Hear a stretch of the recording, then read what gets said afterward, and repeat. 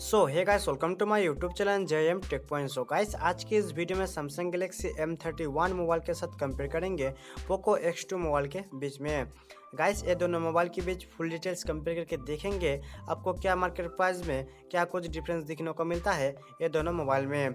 Guys, अगर ये दोनों मोबाइल के बीच फुल डिटेल्स कंपेयर वीडियो पसंद है तो प्लीज़ लाइक शेयर कमेंट जरूर करना, और भाई का चैनल है तो प्लीज़ सब्सक्राइब करके बेल घंटे जरूर बजा देना। तो गाइस, चलो स्टार्ट कर लेते हैं आज का ये वीडियो।